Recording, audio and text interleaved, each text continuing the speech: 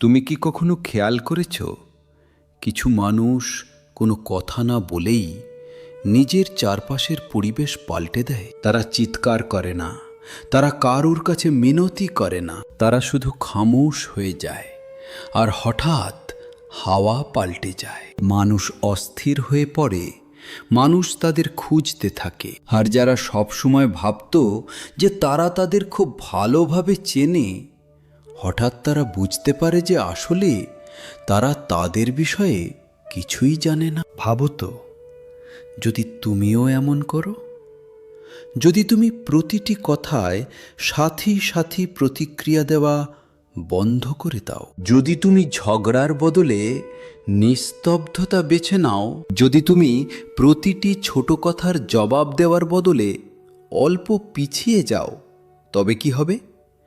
এইখানেই আসল রহস্য লুকিয়ে আছে।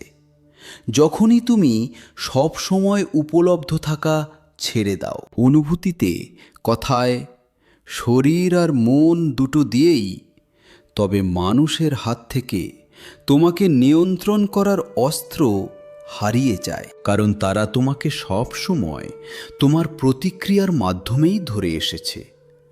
কখনো তোমার রাগের মাধ্যমে, কখনো তোমার হঠাৎ হ্যাঁ বলে দেওয়ার অভ্যাস দিয়ে, কখনো তোমার ভয় দিয়ে। কিন্তু যেদিন তুমি এই সুতোগুলো কেটে দেবে, সেদিন খেলা পাল্টে যাবে।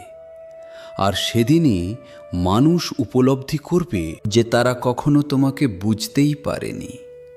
যখনই তুমি হঠাৎ অনুপলব্ধ হয়ে যাও, তখন কে ঘাবড়ে যায়, কে রাগে ফুসফুস করতে থাকে, কে বারবার চেষ্টা করে যে তোমাকে উস্কে আবার সেই পুরনো ভাব বের করে আনতে।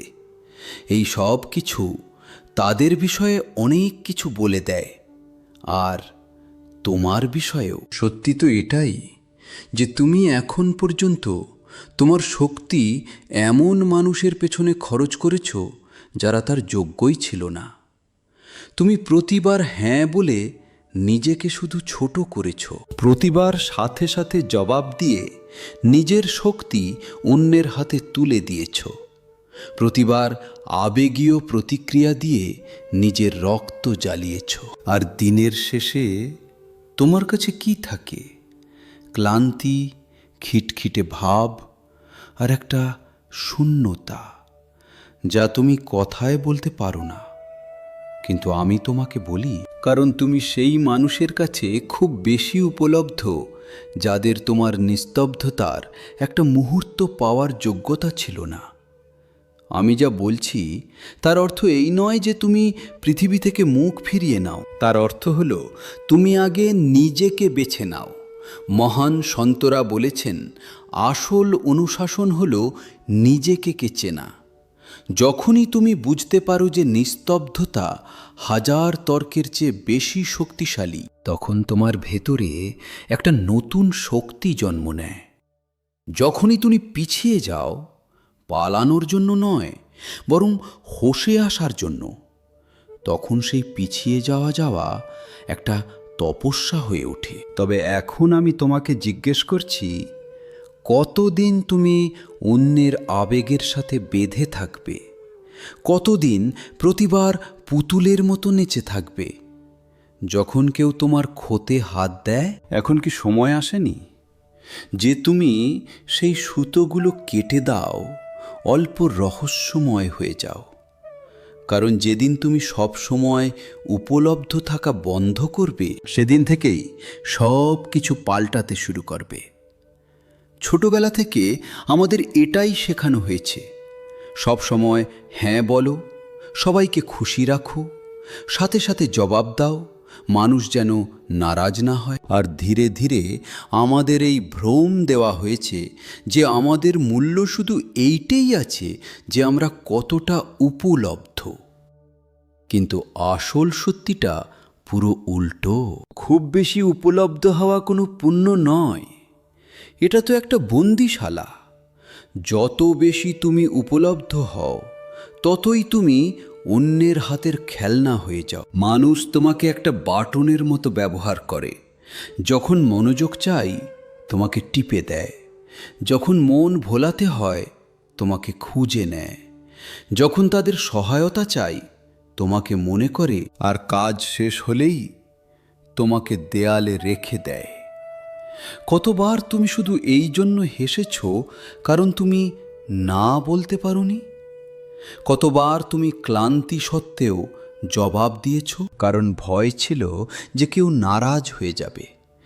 কতবার তুমি তোমার সত্যি অনুভূতি লুকিয়েছ শুধু এই জন্য যে কেউ তোমাকে প্রত্যাখ্যান না করে? এইটাই হলো আত্মত্যাগ, এইটাই হলো নিজের সাথে প্রতারণা। আর এইটাই হলো সেই জাল যাদের মধ্যে আজ বেশিরভাগ মানুষ ফেঁসে আছে। এমনকি আমাদের শক্তিও অসীম নয়। প্রতিটি হ্যাঁ, প্রতিটি প্রতিক্রিয়া আমাদের ভেতর থেকে কিছু নিয়ে যায়। আর যখনই এই শক্তি বারবার বৃথা খরচ হয় তখন আমরা ফাঁপা হয়ে যাই। মানুষের তোমার কাছে কোনো পরোয়া নেই, তাদের শুধু তোমার প্রয়োজনীয়তা চাই, তোমার সঙ্গ, তোমার সহায়তা, তোমার সমবেদনা, শুধু ততক্ষণ পর্যন্ত যতক্ষণ তাদের প্রয়োজন। কিন্তু যেদিন তুমি সীমানা টেনে দাও, যেদিন তুমি বলতে শুরু করো আর নয়, সেদিনই সেই মানুষগুলো তোমাকে বদলে যাওয়া অদ্ভুত আর ঠান্ডা বলতে শুরু করে, আসলে তুমি বদলাওনি, শুধু এখন তুমি তাদের কাছে প্রয়োজনীয় নও। আর এইটাই হলো সবচেয়ে বড় সত্যি। যত বেশি তুমি উপলব্ধ থাকবে তত তোমার দাম কমতে থাকবে। কারণ যা কিছু সবসময় পাওয়া যায় তা রদ্দি কাগজ হয়ে যায়, কারুর কাছে মূল্যবান থাকে না। কোনো কিছুর সম্মান তখনই হয় যখন তা পাওয়ার জন্য পরিশ্রম করতে হয়। আর তুমি যখন সব সময় উপস্থিত থাকো তবে কেউ তোমার দাম কেন দেবে? তবে এখন তুমি ভাবো তোমার সময় কাকে দেওয়া উচিত, তোমার মনোযোগ, তোমার উপস্থিতি, তোমার শুনানি, কাকে সত্যি এইটার যোগ্য মনে করো? আর তার চেয়েও বড় প্রশ্ন হলো, কে তোমার অনুপস্থিতির যোগ্য? কিন্তু এই প্রশ্নের জবাব দেওয়ার আগে আমাদের বুঝতে হবে যে আমরা এত দ্রুত প্রতিক্রিয়া কেন দিয়ে ফেলি, আমরা প্রতিবার কেন নুয়ে পড়ি, আমাদের ভেতরে এই সাথে সাথে জবাব দেওয়ার অভ্যাস কেন হয়েছে? এর পেছনে আছে আমাদের শক্তি। কার্ল ইয়াং বলেছিলেন, মানুষের মন কোনো যন্ত্র নয়, এটা একটা শক্তিতন্ত্র। প্রতিটি চিন্তা, প্রতিটি অনুভূতি, প্রতিটি প্রতিক্রিয়া আমাদের ভেতরের শক্তির একটা অংশ খেয়ে ফেলে। এখন প্রশ্ন হলো, তুমি কি ঠিক করো যে তোমার শক্তি কোথায় খরচ হবে, নাকি পৃথিবী ঠিক করে দেয়? যখন তুমি কারুর দরকারহীন সমালোচনার জবাব দিতে থাকো, যখন তুমি কারুর উস্কানিতে সাথে সাথে ফেটে পড়ো, যখন তুমি সেই মানুষের খুশি করতে থাকো যারা তোমাকে কোনো মূল্যই দেয় না, তবে আসলে তুমি তোমার জীবন শক্তি সেইখানেই লুটাচ্ছ যেখান থেকে তুমি কিছুই ফেরত পাবে না। ইয়ং বলেছিলেন, তুমি যার বিরোধিতা করো তা আরও শক্তিশালী হয়ে ওঠে। ভাবো তো, যখনই তুমি বারবার প্রতিক্রিয়া দাও তুমি সেই জালেই ফেসে থাকো। এইটাই কারণ যে অনেক মানুষ সবসময় ক্লান্ত থাকে। তারা দুর্বল নয়, শুধু তাদের শক্তি ভুল জায়গায় বয়ে যাচ্ছে। আর যখন মানুষ প্রতিনিয়ত ক্লান্ত থাকে তখন সে অসুরক্ষিত হয়ে পড়ে। মনে রেখো, ক্লান্ত মানুষ সিংহ হয় না, সে শিকার হয়ে যায়। এমন মানুষ খুব দ্রুত চেনা যায় যারা তোমার ক্লান্তি, তোমার অস্থিরতা, তোমার প্রতিটি কথায় প্রতিক্রিয়া দেওয়ার অভ্যাসের সুযোগ নেয়। তারা জানে যে তুমি প্রতিটি কথার জবাব দেবে, তারা জানে যে তুমি না বলতে জানো না, তারা জানে যে তুমি সবার বোঝা বয়ে বেড়াবে, আর তাই তারা তোমার কাঁধে নিজের বোঝা চাপিয়ে দেয়। কিন্তু ইয়ং এইটাও বলেছিলেন, আসল মন সেইটাই যা শক্তিকে ভেতরে বাঁচিয়ে রাখতে পারে। এর অর্থ হল না বলতে শেখো কোনো পাপবোধ ছাড়াই, চুপ থাকতে শেখো কোনো ভয় ছাড়াই, দেখতে শেখো প্রতিক্রিয়া দেওয়ার আগে, কারণ আসল শক্তি প্রতিক্রিয়ায় নেই, বরং ঠিক সময়ে ঠিক পদক্ষেপ নেওয়ায় আছে। কতবার তুমি সারা রাত ঘুমাতে পারোনি কোনো অধরা কথোপকথনের কথা ভেবে? কতবার তুমি ঘন্টারকে ঘন্টা ভাবতে থাকো, আমার কি বলা উচিত ছিল, সে কেন এমন বলল, আমি কেন জবাব দিলাম না? এই সব কিছু হলো শক্তির অপচয়। তুমি অতীতের ছায়াকে বাঁচিয়ে রাখো, আর সেইটাই তোমাকে পেছনে টানে। শক্তি হলো একটা ঢাল, যখন তুমি এইটা বাঁচাও তখন তোমার উপস্থিতি নিজেই সম্মান টেনে আনে। তুমি ঘরে প্রবেশ করো, আর কোনো কথা না বলেই মানুষ তোমার দিকে টেনে আসে। এইটা তখনই হয় যখন তোমার শক্তি ভেতরে সুরক্ষিত থাকে। কিন্তু যদি শক্তি বিক্ষিপ্ত হয়, তবে তুমি উপেক্ষিত হয়ে যাও। তোমার গলার স্বরও কোনো কাজ করে না, তোমাকে দুর্বল আর ভাঙা মনে হয়। তবে একটু দেখতে শুরু করো, কোনো কথাগুলো তোমাকে সাথে সাথে উস্কে দেয়, কোনো শব্দগুলো তোমাকে ধৈর্য হারাতে বাধ্য করে, কোনো পরিস্থিতিগুলো তোমাকে বারবার পুরনো প্যাটার্নে ফিরিয়ে নিয়ে যায়। এইগুলোই তোমার সবচেয়ে বড় ছিদ্র। এইখান থেকেই তোমার শক্তি বেরিয়ে যায়। আর যদি তুমি এই জায়গাগুলো চিনতে পারো, তবে ধীরে ধীরে নিজের শক্তি ফেরত পাবে। কিন্তু মনে রেখো, এর অর্থ এই নয় যে তুমি পাথর হয়ে যাও। এর অর্থ হলো তুমি সজাগ হও, ঠান্ডা নয়, অর্থহীন নয়, বরং সচেতন আর নিজের মালিক। ইয়ুং এইটাও বলেছিলেন যে যখন মানুষ নিজের শক্তিকে সুরক্ষিত করতে শেখে, তখন অন্যের ছায়া তার উপর কাজ করে না। অর্থাৎ যারা তোমাকে নিজের মতো করে গড়ে তুলতে চায়, তোমাকে তাদের আবেগের আয়না বানাতে চায়, তাদের শক্তি ভেঙে যায়। আর এইটাই সেই জায়গা যেখানে খেলা আরও গভীর হয়। যারা সবসময় তোমার দয়ার সুযোগ নেয়, যারা সব সময় তোমার সহায়তায় দাঁড়াতে চায়, যারা তোমার শান্ত হওয়ায় ভয় পেয়ে যায়, আসলে তারা তোমার শক্তি দিয়েই বাঁচে। যেমন কোনো লতা কোনো শক্ত গাছকে জড়িয়ে বাঁচে, আর যেদিন গাছ নুয়ে যাওয়া বন্ধ করে দেয়, সেদিন লতা শুকিয়ে যায়। তাই পরের বার যখনই তুমি কাউকে না বলো, যখনই তুমি প্রতিক্রিয়া দাও না, যখনই তুমি চুপ থাকো, তবে বুঝতে হবে খেলা পাল্টে যাচ্ছে। তোমার অনুপলব্ধতা তাদের জন্য সংকট, আর এই সংকট তাদের ভেতরে তাকাতে বাধ্য করে। তোমার চুপ থাকা কোনো দুর্বলতা নয়, এটা তোমার আত্মার শক্তি। কিন্তু এইখান থেকে যাত্রা আরও জটিল হয়ে ওঠে, কারণ যারা এখন পর্যন্ত তোমাকে ব্যবহার করে এসেছে, তারা হঠাৎ অস্থির হয়ে যাবে। তারা তোমাকে উস্কাবে, সমালোচনা করবে, তোমাকে অদ্ভুত বলবে। আসলে সমস্যা তোমার মধ্যে নেই, সমস্যা এইটা যে তুমি এখন তাদের খেলার অংশ নও। আর এইটাই হলো পরের পদক্ষেপ। যখন তুমি সচেতন নিস্তব্ধতায় যাও, যখন তুমি প্রতিক্রিয়া দেওয়া বন্ধ করো, তখন পৃথিবীর সবচেয়ে গভীর জালগুলো তোমার সামনে খুলে যায়। নিস্তব্ধতার খেলা।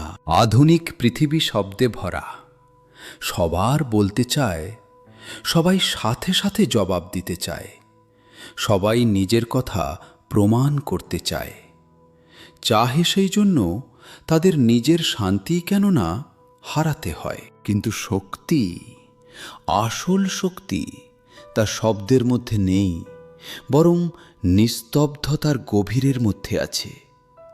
মন দিয়ে শোনো, এই নিস্তব্ধতা কোনো ভীরুতা নয়, এটা সচেতন নিস্তব্ধতা। সেই নিস্তব্ধতা যা উপস্থিতিকে আরো গভীর করে দেয়, সেই নিস্তব্ধতা যা শব্দের চেয়েও বেশি কিছু বলে দেয়। যখন তুমি প্রতিক্রিয়া দেওয়া বন্ধ করো, তখন তুমি দেখতে শুরু করো, আর যখনই তুমি দেখতে শুরু করো, তবে তুমি সেই প্যাটার্নগুলো দেখতে পাও যা আগে তোমার চোখের আড়ালে ছিল। কতবারই তুমি দেখো সেই মানুষ, সেই পরিস্থিতি, সেই খেলা বারবার ফিরে আসে। নিস্তব্ধতায় বসে এই সব পরিষ্কার হয়ে যায়, আর যখনই পরিষ্কার হয়ে যায়, তখন তোমার ভেতরে সচেতনতা জন্ম নেয়। এই সচেতনতা বিপজ্জনক সেই মানুষের জন্য যারা তোমাকে নিয়ন্ত্রণ করতে চায়, কারণ যেদিন তুমি দেখতে শেখো, সেদিন তাদের খেলা বেকার হয়ে যায়। তুমি খেয়াল করে থাকবে, কিছু মানুষ বেকার হয়ে যায় যখন তুমি জবাব দাও না, যখন তুমি কোনো যুক্তি দাও না, যখন তুমি হঠাৎ খামোশ হয়ে যাও। এটা তাদের ভালোবাসা নয়, এটা তাদের ভয়, কারণ তোমার নিস্তব্ধতা তাদের গল্পকে ছিনিয়ে নেয়। যতক্ষণ তুমি বলতে থাকো, তুমি খেলায় ফেসে থাকো, কিন্তু যেদিন তুমি চুপ হয়ে যাও, তুমি নিয়ম বদলে দাও।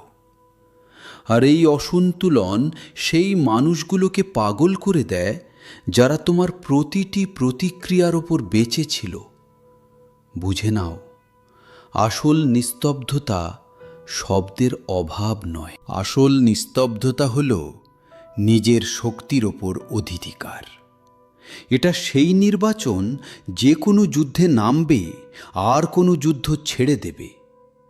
ব্যক্তিত্ব হওয়ার জন্য দূরত্ব চাই, কারণ শুধু নিস্তব্ধতায় তুমি নিজের স্বর শুনতে পাও, পৃথিবীর শব্দ থেকে মুক্ত হয়ে। কিন্তু এই নিস্তব্ধতার একটা দাম আছে।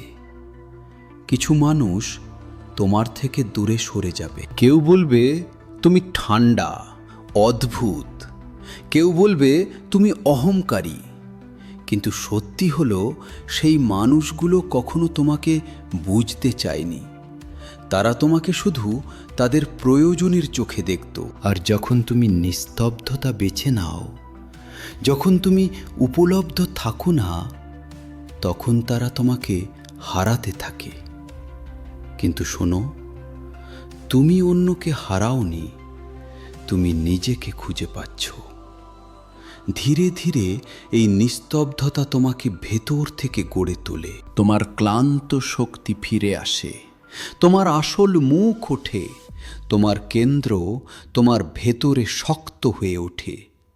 আর তখন তুমি দেখো, যে সম্পর্কে শুধু নাটক ছিল তা ভেঙে যাচ্ছে। যে জায়গায় শুধু শব্দ ছিল, সেখান থেকে দূরত্ব তৈরি হয়। হ্যাঁ, এটা কষ্টও দেয়। তোমার মনে হবে তুমি একা হয়ে গেছো, তোমার মনে হবে তুমি ভুল, তোমার মনে হবে সব বদলে গেল। কিন্তু মনে রেখো, এই কষ্ট হলো জন্মের কষ্ট। এই একাকিত্ব কোনো দুর্বলতা নয়, এই একাকিত্ব হলো শক্তি।